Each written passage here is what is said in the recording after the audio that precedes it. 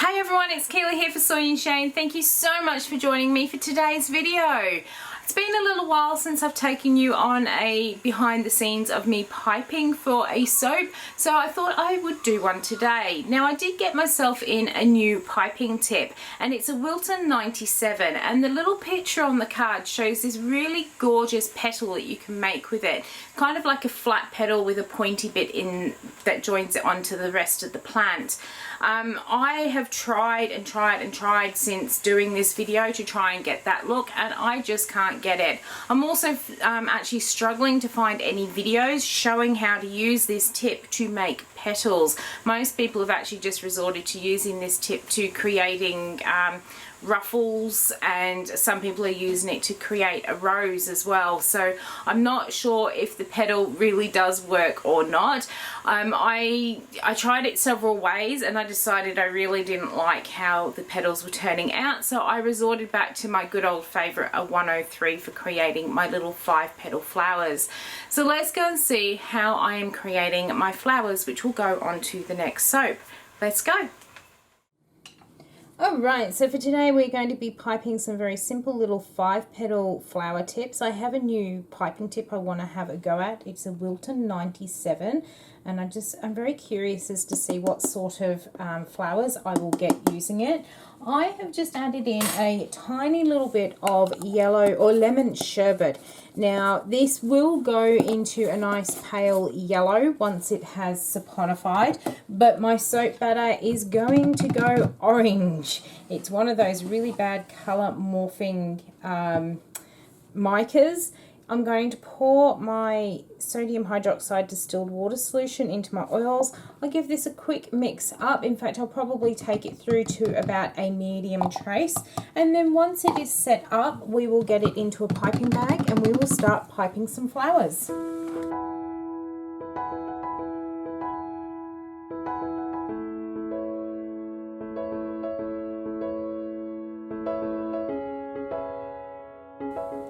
Alright, so I've got this in the piping bag. I'm not sure what consistency I'm going to need, so I'm going to start off quite smooth.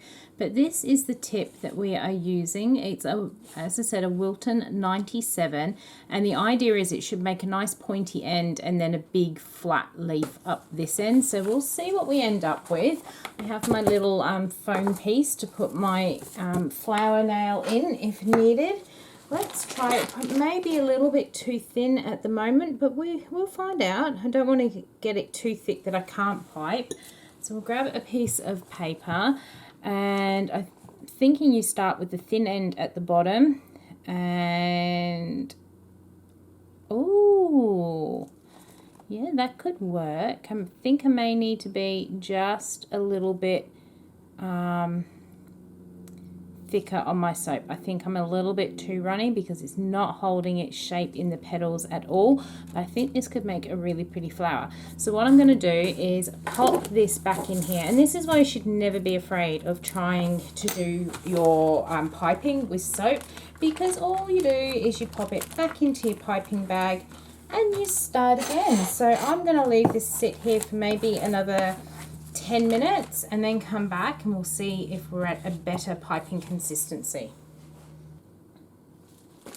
Alright, so we have left this sit here for about 10 minutes. It is feeling better for piping, so let's try again. So again, I've got that thinner tip towards me, and ooh, that's better. Not sure I actually like the flower though. That is why I've put it on the coupler. Don't think I like it from that side. Let's try. That does not look good. So, once again, I am going to take that off there. So I think I might actually need to go and do a bit of reading on how to use this tip, because I'm not liking it, and when I just piped it the opposite way, so that the thinner end was towards the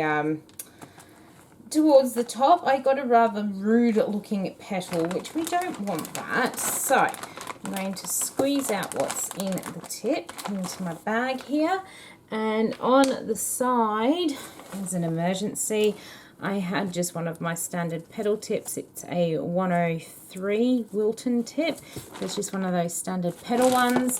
I'm going to push that down, grab my pieces of paper again. I've still got some on there. I'm going to do it so I've got the wider end of the teardrop in towards the middle of the flower, and then the other end up the top, and we get some much nicer petals.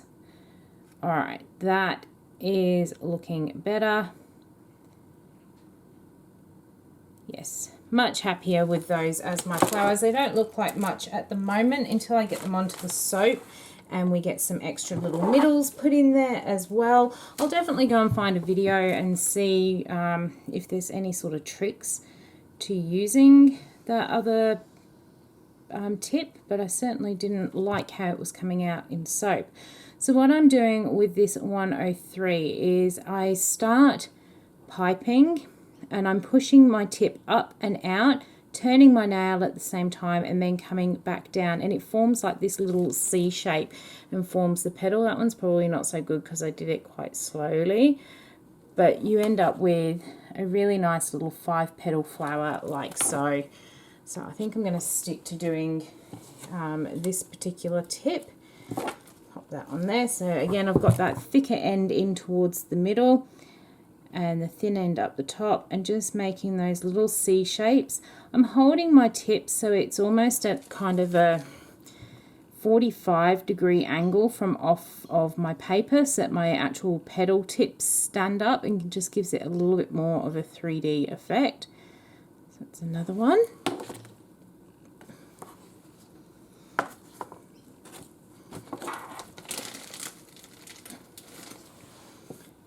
More soap on there.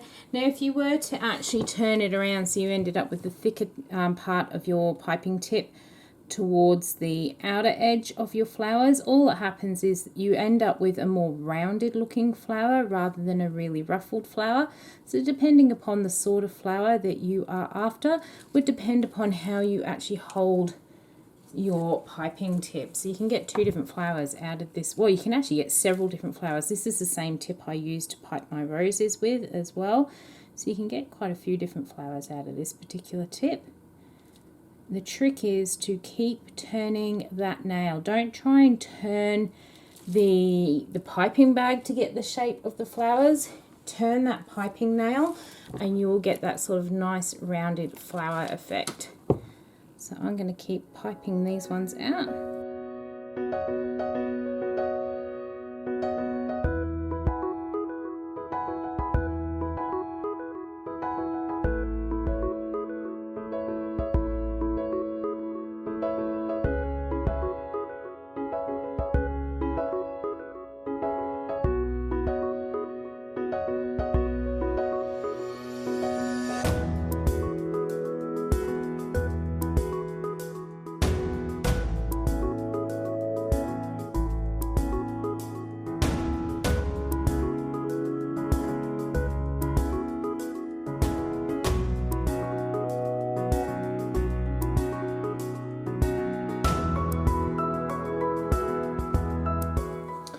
So something I have learned over the years of piping flowers for my soaps is to always do just a few little small ones as well to fill in any gaps. So all I'm doing is I'm making some little ones by just making 2 little petals and making them look like, when they're on the soap, they'll look like little closed buds about to open up.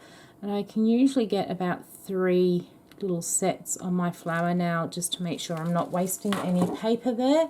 I have run out of room on my tray, so I'm just going to pop them to the side. So at the moment this is like this really nice peachy looking colour, but this should actually turn back to a nice yellow colour.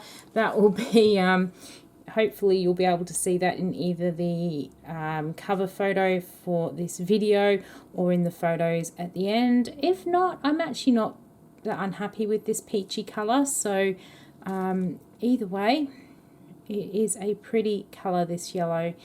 So I'm going to finish getting these little ones all done, and then I'm going to go and get the oils ready so that we can start making the next soap. So I hope you have enjoyed watching my little adventure of trying out that new piping tip. I will try again once I've watched a few videos on how to actually use it properly. Kind of just pulled it out the box and went into it blind, but I will have another go. But I'm still really happy with how these little flowers are turning out. So as I said, I hope you have enjoyed watching, and until the next video comes out, I hope you have a good one, and I'll see you then. Bye.